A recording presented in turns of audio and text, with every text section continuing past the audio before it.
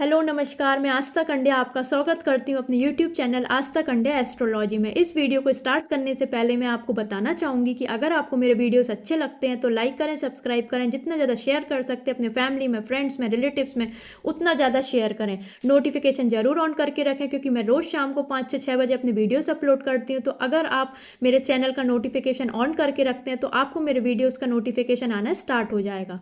तो चलिए हम स्टार्ट करते हैं। आज इस वीडियो में मैं आपको पीपल के पत्तों के चमत्कारिक उपाय बताने जा रही हूँ जो आप घर बैठे कर सकते हैं। बहुत सिंपल उपाय हैं और इसमें आपको कोई भी पैसे खर्च करने की ज़रूरत नहीं है। आपको पीपल के वृक्ष भी बहुत सिंपली मिल जाएंगे, उसमें भी कोई दिक्कत नहीं होगी क्योंकि पीपल के वृक्ष आपको अपने घर के आसपास भी मिल जाएंगे या फिर हर मंदिर में पीपल का वृक्ष होता है। शास्त्रों के अनुसार पीपल के वृक्ष का बहुत महत्व बताया गया है। पीपल के वृक्ष में बहुत सारे देवी देवताओं का वास होता है। तो अगर आप पीपल देवता की पूजा अर्चना करना स्टार्ट करते हैं तो आप देखेंगे कि आपकी अगर कोई बहुत लंबे टाइम से मनोकामना पूरी नहीं हो रही तो वो मनोकामना पूरी हो जाएगी।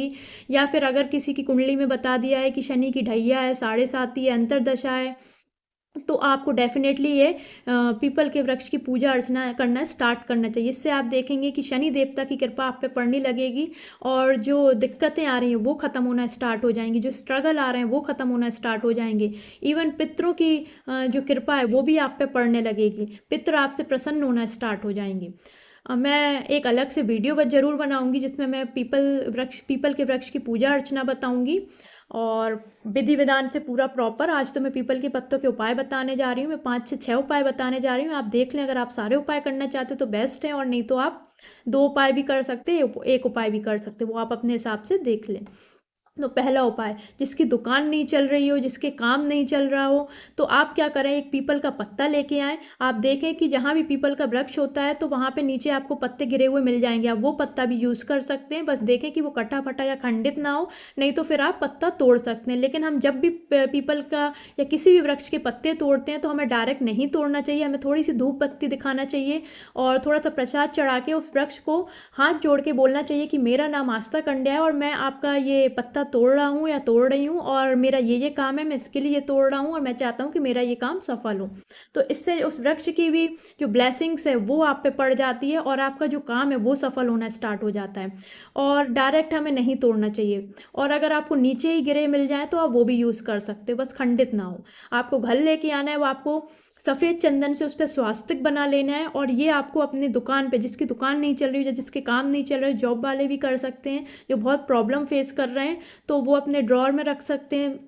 अपनी कंपनी में जहाँ पे भी वो बैठते हैं वहाँ पे आसपास आप देख लें और वहाँ रखना स्टार्ट कर दें। आप देखेंगे कि इससे जो आपकी दुकान नहीं चल रही है वो चलना स्टार्ट हो जाएगी। और ये आप हर हफ्ते चेंज कर दें। ये जो पुराना पत्ता है ये आप इसको एक अगर आपके पास कोई तालाब, नहर, कुंड है तो आप वहाँ पे सिरा दें और नहीं है तो फिर आप एक पैकेट बना लें पॉली बैग टाइप का और उसमें रखते जाएं। और फिर आप जब भी कभी तालाब वगैरह आप कहीं जाते हैं, नदी साइड या कोई तालाब साइड, तो आप वहाँ इकट्ठे भी सिरा सकते हैं। इसको आपको हर सैटरडे सैटरडे चेंज करना है क्योंकि पीपल का पत्ता सूख जाता है। और सेम प्रोसेस आपको वही सातिया बनाना है और फिर आपको अपने गले में या फिर तिजोरी में, या आप जॉब करते हो तो वहाँ रखना स्टार्ट कर देना है। आपका इससे काम, आपकी दुकान चलना स्टार्ट हो जाएगी।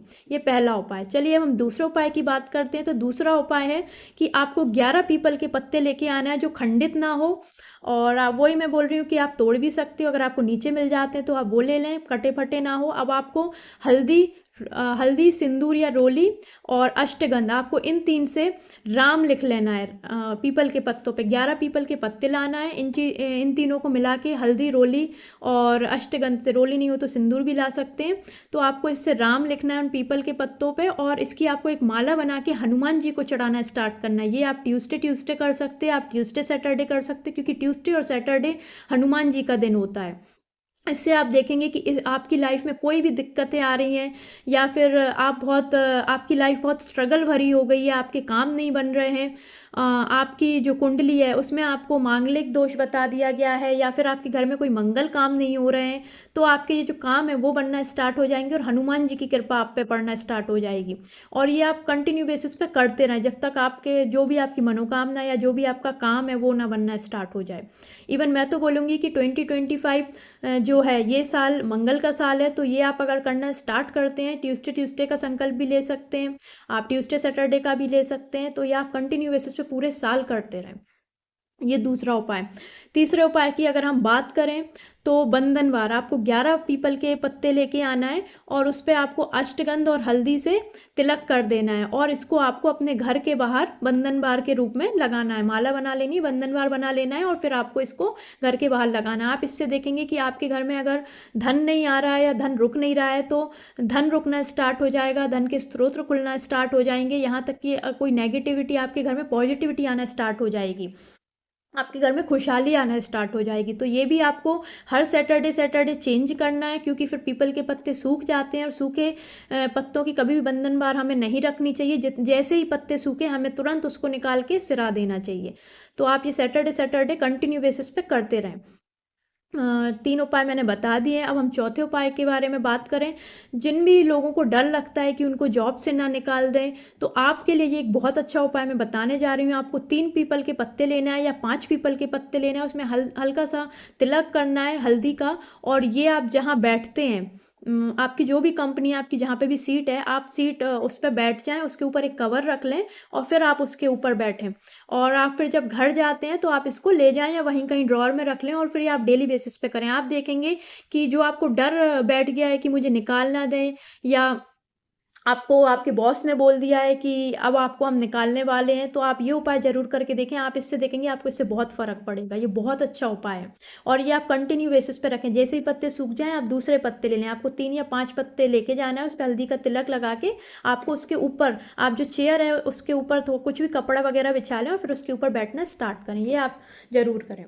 मैंने 4 उपाय बता दिए। अगर अब हम 5वें उपाय के बारे में बात करते हैं, तो जिनको धन की कमी हो रही हो, जिनका पैसा रुकता नहीं हो, ये उनके लिए आपको क्या करना है, आपको थोड़ा सा दही लेना है, उसमें थोड़ी सी हल्दी और थोड़ी सी रोली मिला के आपको एक पीपल का पत्ता लेके आना है और उस पर आपको श्रीम लिख देना है। श्रीम, SHREEM, आप इंग्लिश में भी लिख सकते हो, हिंदी में भी लिख सकते हो। आपको श्रीम लिख देना है। ये महालक्ष्मी का बीज मंत्र है और आपको क्या करना है, इसको थोड़ा सा धूप बत्ती कर लेना है। 108 बार ओम श्रीम नमः, ओम श्रीम नमः आपको 108 बार इस पर ये मंत्र पढ़ना है और फिर आप इसको अपने पर्स में रखना स्टार्ट कर दें। इससे आप देखेंगे कि आपका जो पर्स है वो कभी भी खाली नहीं होगा, भरता ही जाएगा। और फिर ये आप जैसे ही सूखता है तो आप हफ्ते हफ्ते भर में इसको चेंज कर लें। अगर जल्दी सूख जाता है तो फिर आप, मैं तो बोलूँगी 3-4 दिन में चेंज कर लें, क्योंकि सूखे हुए पत्ते आपको नहीं रखना चाहिए। और ये आपने उस पर ऑलरेडी श्रीम लिखा है तो कोशिश करें कि आप यहाँ वहाँ ना फेंकें इसको, आप एक पॉली बैग में भर के रख लें या फिर तुरंत सिरा दें।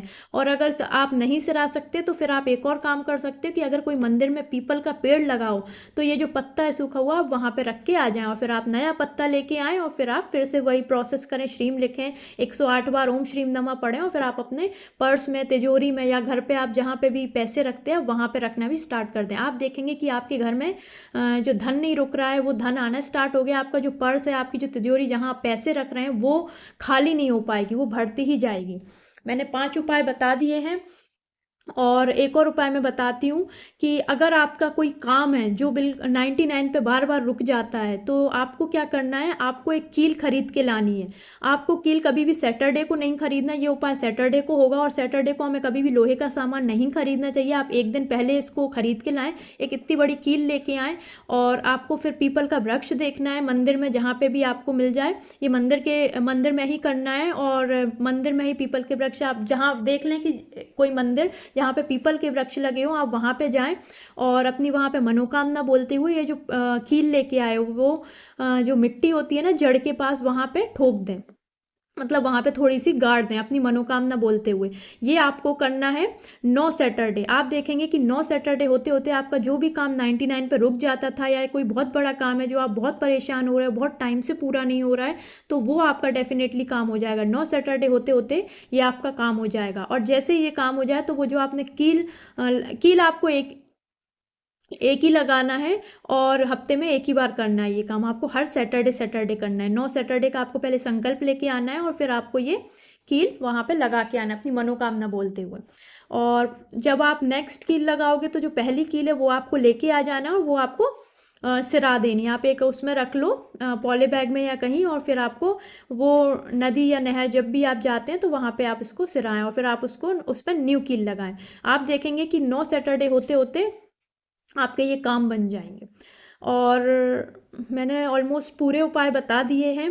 और ये आप उपाय करें, ये बहुत ही अच्छे उपाय हैं। और अगर आपको कुछ डाउट होता है तो आप मुझसे कमेंट करके पूछ सकते हैं। और अगर आपको चाहते हैं कि मैं किस चीज़ पे वीडियो बनाऊँ तो आप वो भी कमेंट कर सकते हैं, मैं डेफ़िनेटली उस चीज़ पे वीडियो बनाऊँगी। आज के लिए इतना ही, नमस्कार।